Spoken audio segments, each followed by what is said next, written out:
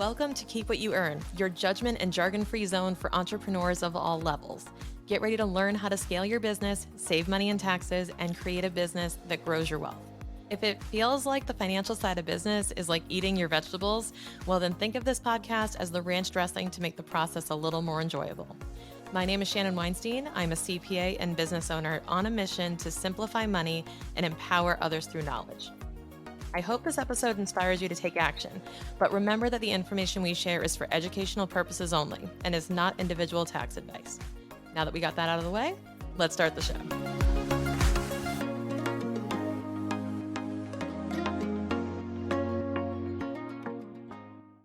Hey, Sid. I say welcome to the show, but I feel like you've been a resident this whole time without anyone knowing. I'm secretly in the background of every Keep What You Earn episode. Exactly. You've been a part of every episode since day one, actually pre Keep What You Earn. You're the one who convinced me to start this damn thing. I'm so excited. Totally. And actually, like, just for the listeners' sake, I still remember shopping for, I'm walking down the grocery store aisle, trying to pick out wine. It's Friday night. I'm just trying to have a relaxing evening. And Shannon hysterically calls me because I sent out an email inviting her to record 5 episodes a week. And she called me and she was like, I'm going to do it. I think I'm going to do it, but I feel like I'm about to just jump off the cliff. You need to cool me down, help me get this under control. And now look at you. 5 episodes a week easily. I know it sounds like, I wouldn't say easily, I would say simply, but we built the systems in place to make that happen. And that is the key. And that's actually what we're going to talk about, because you are my resident expert on getting shit done in the best way possible that doesn't actually burn you out or kill you. So exactly. I feel like this is like the secret that every entrepreneur needs right now is like how to actually get it done. Exactly.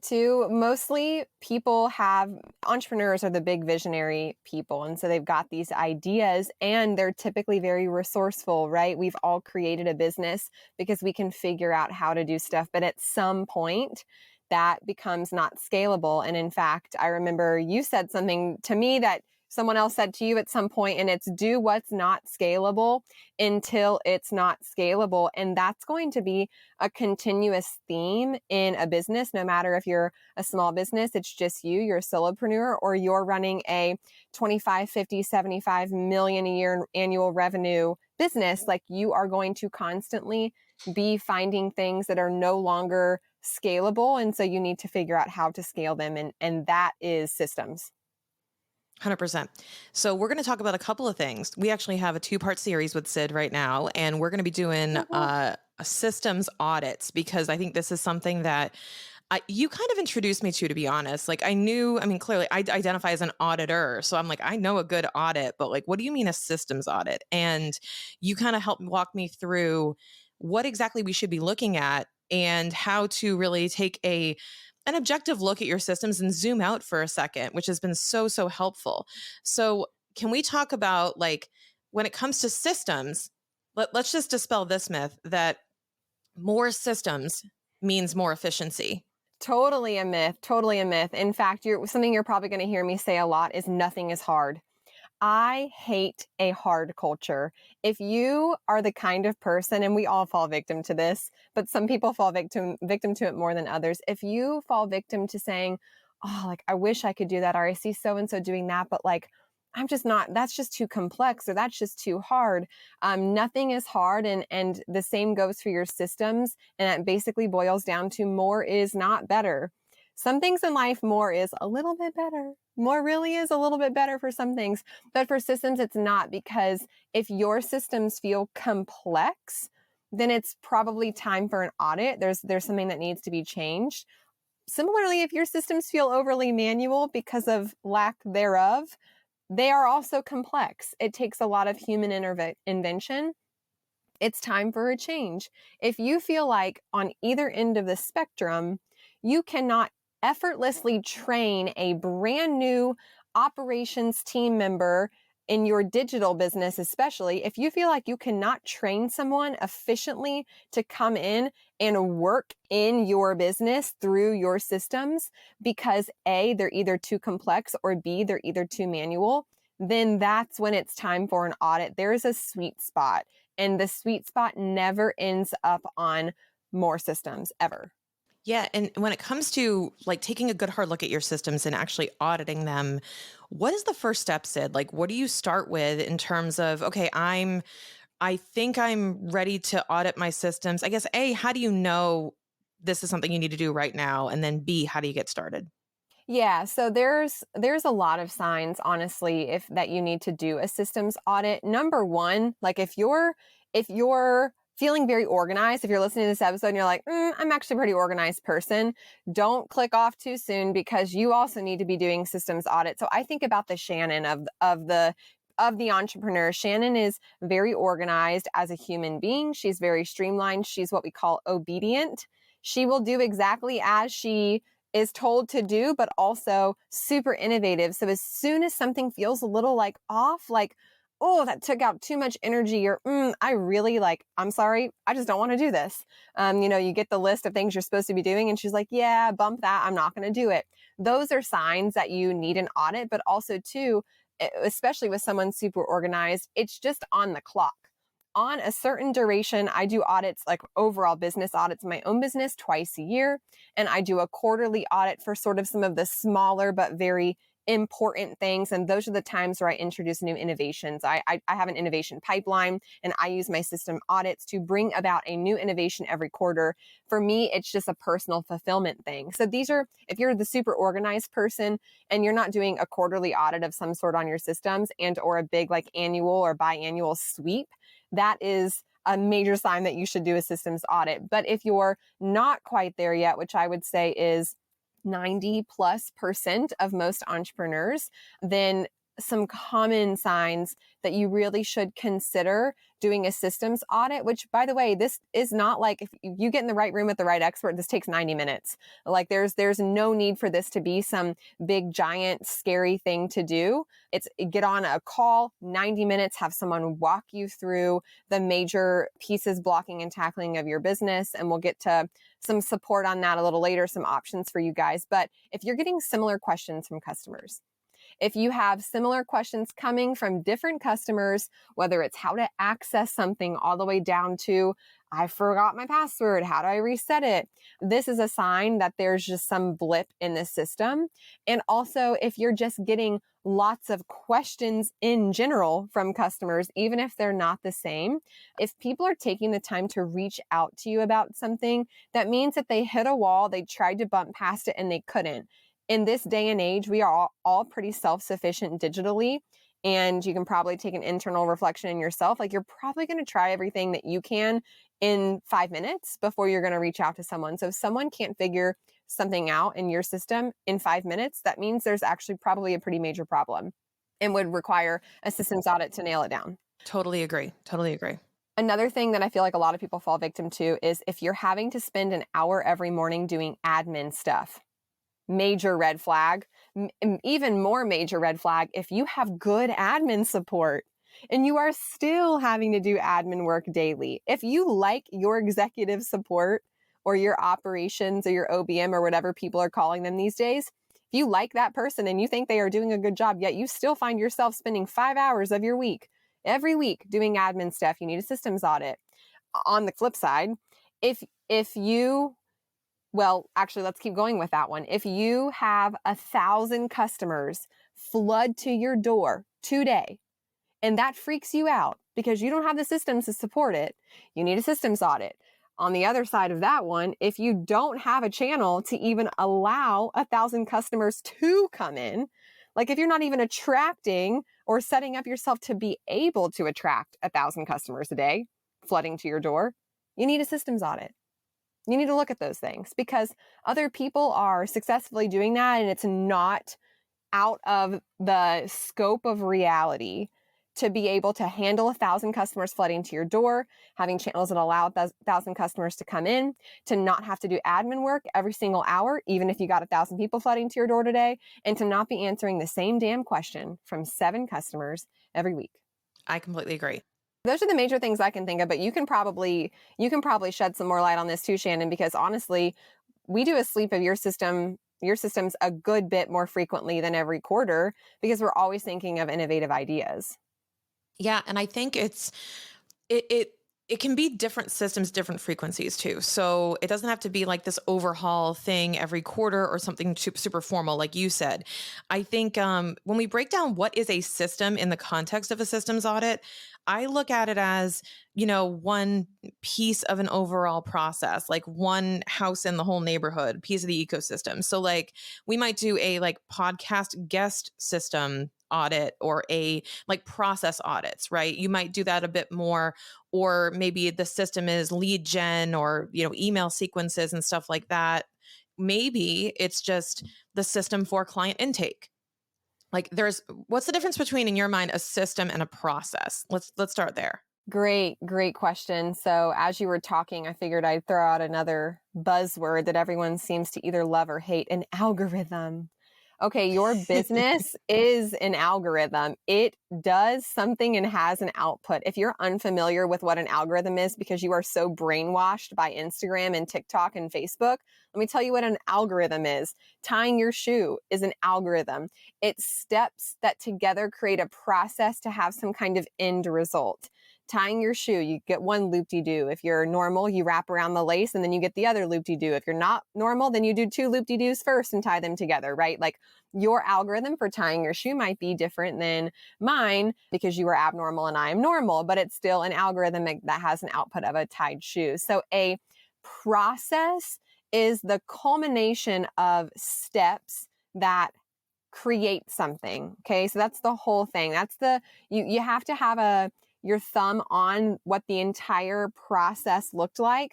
That is also called a system. Like a process and a system can go hand in hand. However, when we're talking about systems, the way that you're speaking about it, like, hey, podcast guest system, lead gen, email marketing, content creation flow, these are the steps in the algorithm. And in order to scale each of those steps, you apply a system. So you basically take this large look, and we're going to talk about this and how to conduct a proper audit. This large look at your business, the visionary. If you're the CEO listening to this, man, you're going to be so damn good at this part. You're going to be like, I can paint the picture. That's not the hard part. That's the fun part, but that's not the hard part.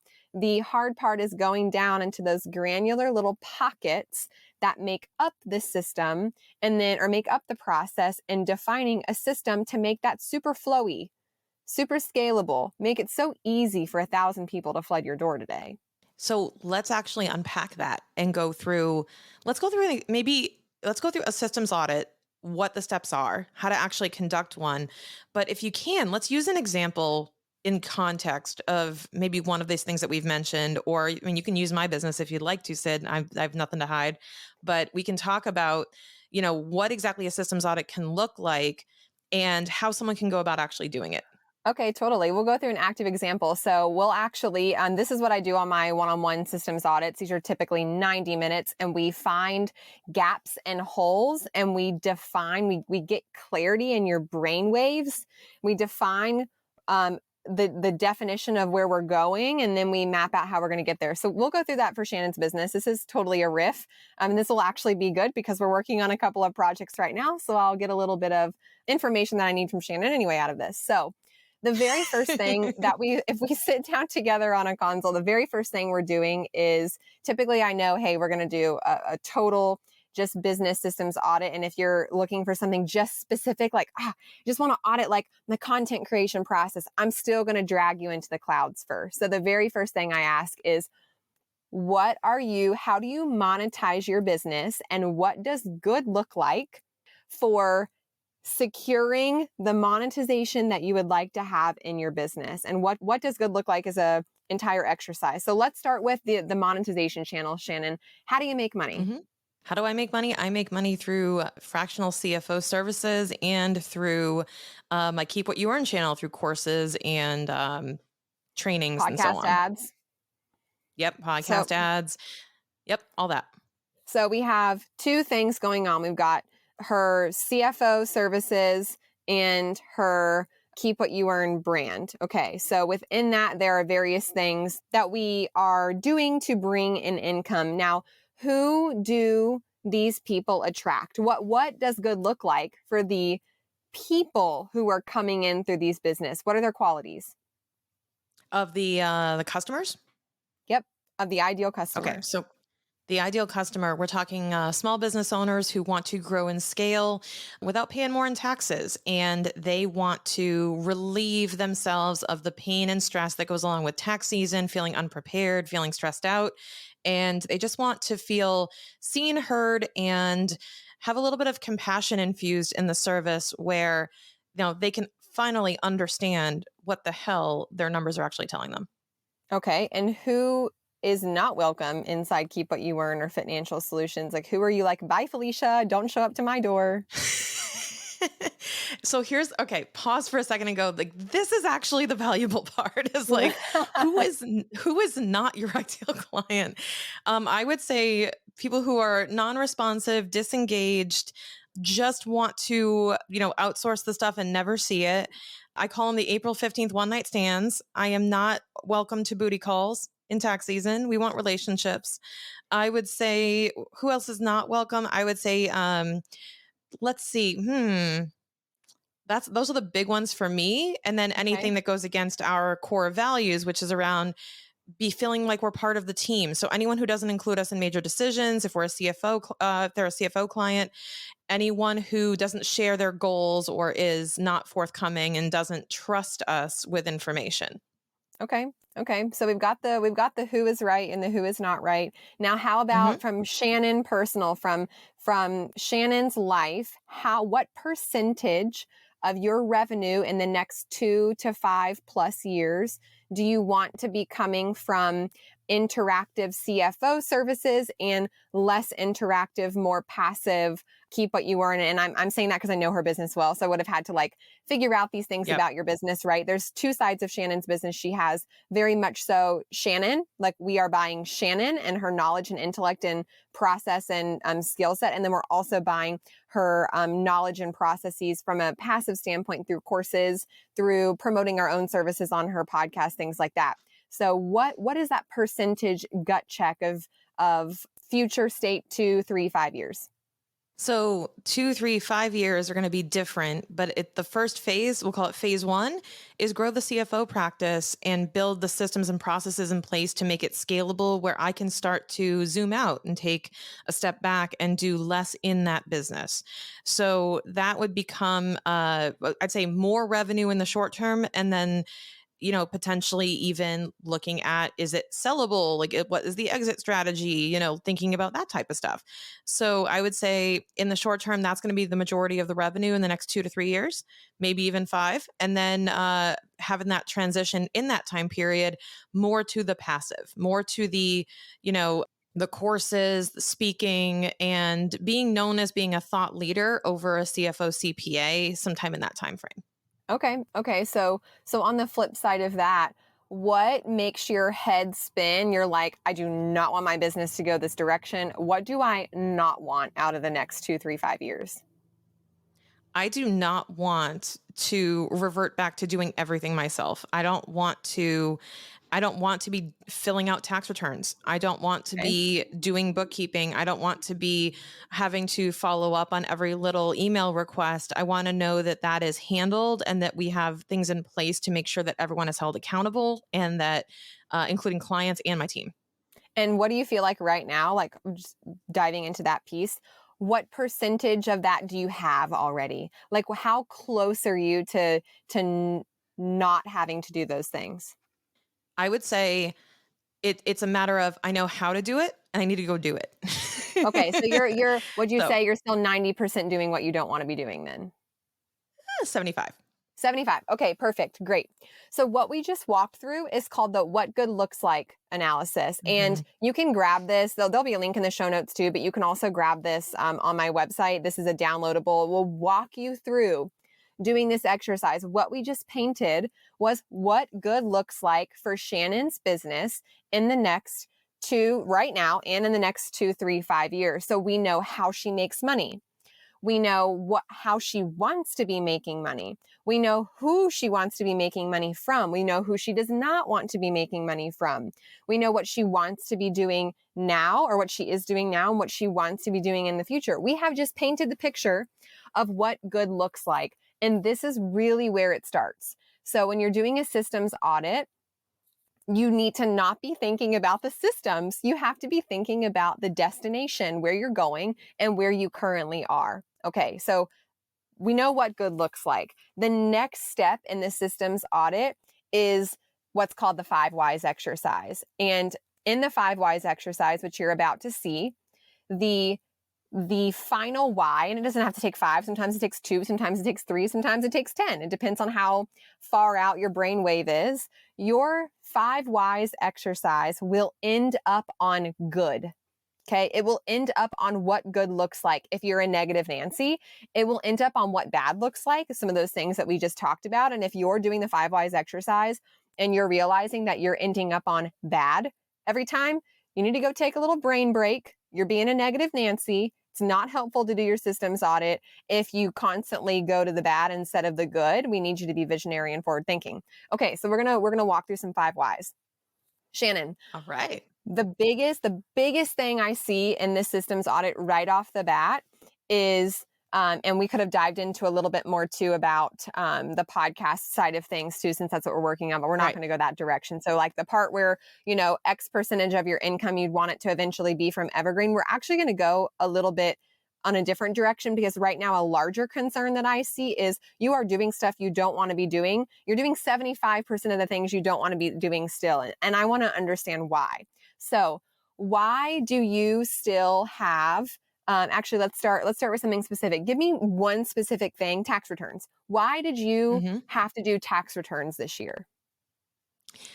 Because I had outsourced it, but it ended up going a little bit sideways. Okay. And why did it go a little bit sideways? Frankly, my lack of communication and establishing the right expectations with the preparers that I hired. Okay. And why do you think you weren't effectively communicating with the preparers that you hired?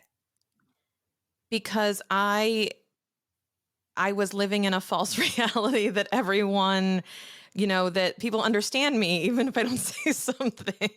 Okay, I love I that. fell victim to the, what, you're not a mind reader? You don't understand how this works? Like, I 100% own my side of, ooh, I really could have done a better job investing my time in properly establishing expectations, training, and going through exactly what needed to happen and when. And we're going to talk about that on the next episode, but we're going to continue on with this 5 whys. Yeah. Why didn't you do that this time? So what as like realistically speaking, why didn't that happen this time? Because for me, it was because I was living in the now and not the future. So I was constantly putting out fires that were in front of me, not anticipating that was going to be something I needed to invest my time in sooner. It was more reactive, that I was living in the fall and the winter and busy with the year-end stuff, and just went, I don't have time to do that. Perfect. Okay, time. We got the time. That's what I figured it was going to be. I didn't have the time to do it. I love that Shannon recognized what the actual root of the problem is too. We got a little bit deeper. Sometimes people would just go straight to, I just didn't have the time to do that. And that's good to know. That's ultimately the thing we're about to work on. But also she had enough self-awareness in that process to realize that she's got to take full ownership. It's her business.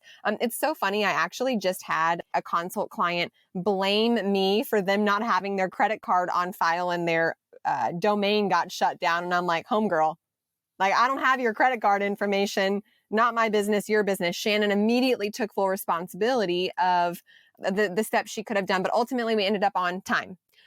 You did not have enough time because you were fighting fires. This is a systems problem. What was one of the most common fires fought? And we're going to kind of stop on this part here, but what was one of the most common fires you were fighting? I would say the year-end or 1099s, for example. Okay. Like that took up all of January. Yeah. Great. Amazing. So automatically we know, and I'm sure you already knew this, Shannon, or at least you had some kind of nugget in your head. Maybe you haven't well, I'll ask you this. Okay, so we need a system behind getting 1099s done better, faster, out of Shannon's hands, whatever, so that she can make space for doing other things that build her business up in order to get her so she can train tax preparers so she can stop doing the 75% of the stuff she doesn't want to do. The root cause was time, but the way we fix the time is to create a system around the things that are taking up her time. Just out of curiosity, we're going to stop at the 5 whys here because this is when we go into like Mm-hmm. actually creating the system. Let's dive down and let's define a system and let's implement it and execute it. We're not going to do that because it's a podcast, but just out Mm-hmm. of curiosity, how many times have you thought, I need a better process behind this? And be honest, how Mm-hmm. deeply baked is the solution? Have you been baking the solution, or has it sort of been coming in your ear, out the other really fast multiple times? So this was the first year also that I involved Courtney, who you know, Yep. in the process. So my operations manager. And here's the funny part of that story is that she went through it with me. And before I even said anything, she was like, I'm building a system around this. Like she immediately, she was molding the clay as it was pouring out. Like she was going, Wait a second." And then she's writing down everything that's going wrong while it's happening. This is why I love Amazing. her. And this is like one thing that's unique to my business is that Courtney will tell me this shit went sideways and I have a solution. Like she's Yeah. already ahead of it. And she's already Incredible. got a system now where we're doing this quarterly instead of annually so that now the marginal effort is lower. So she's building this system and we're working on it together, but she was actually the first one to recognize we need a much better system around this because I thought I had a system. I thought I did, but it was the system that Shannon could execute. And it wasn't the system Mm, that is shareable to the other people because it was very difficult to train on. So what ended up happening was she followed my system and said, this don't work for me. Like yeah. this isn't working because I don't have your like click speed or your like shortcuts or your whatever. Like this is not transferable system. So Yeah. we need to build something that works for me, not that works for you, because ideally I'm the one doing it. So that was actually a really interesting revelation of let your people help you build the system because Yeah. they're the ones who are going to own it.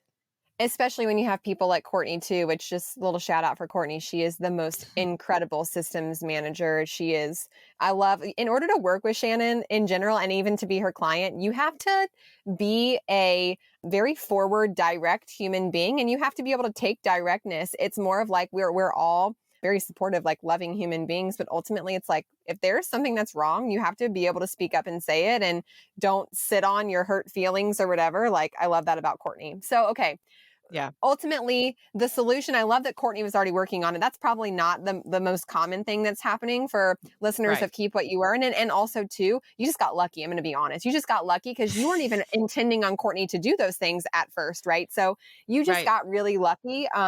Because you had the people who you hired to do this who fell through. Courtney, who raised her hand and said, come on, it ain't that hard, let me do it, and then did it and Mhm. created systems because she has a brain like all of us. That is not normal, and that is okay. The next most common thing I hear when it comes to actually now, like, okay, we know we need to create a system behind 1099s. I don't have a Courtney, I don't have a Shannon, is this is hard.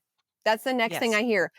Here's the mentality that I think has set me, I know for a fact, has set me personally apart in my life. And just for a little bit of background, I have 2 engineering degrees. I have a bachelor's degree in chemical engineering and a master's degree in advanced analytics, which is a systems engineering degree.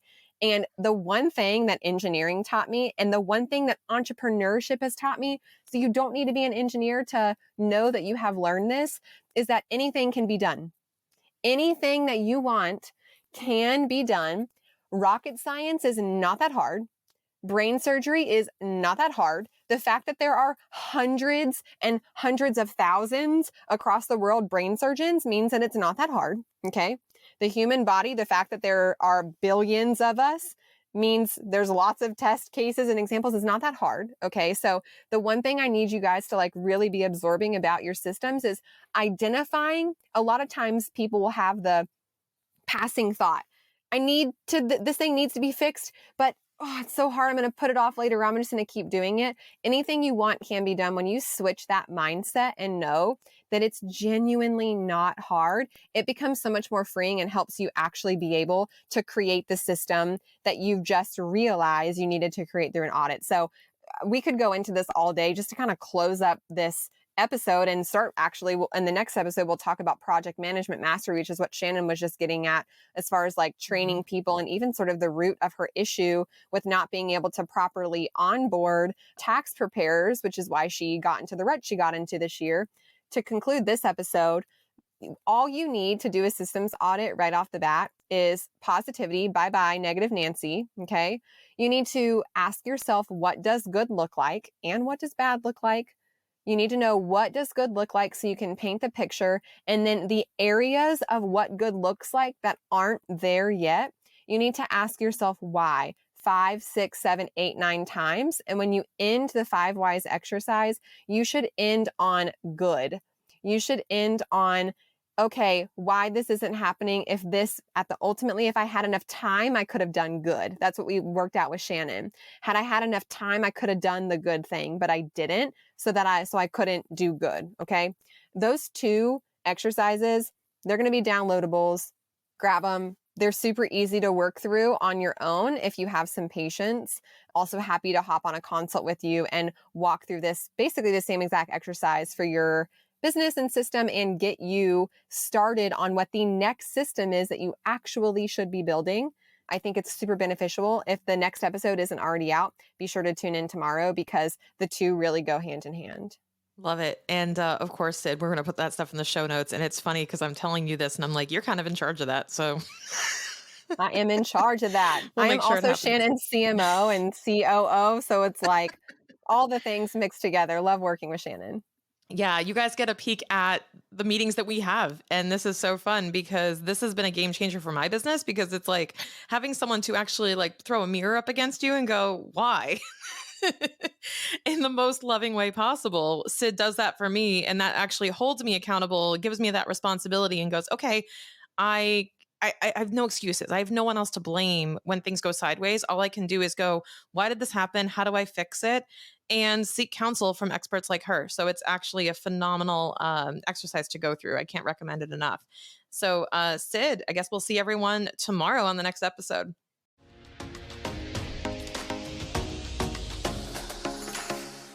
Did you enjoy this episode but want to explore more on this topic? Or maybe you have questions for me and our guests. One of the best parts of doing this podcast is interacting with you in the Keep What You Earn community. This community is a completely free resource for you to ask questions, chat about our episodes, and to connect with us on our monthly calls. Yes, all for free. We host this community on a platform called Circle, so you won't be bogged down by Facebook notifications or get your posts buried in the mix. So click the link in the show notes to join us in the community right now.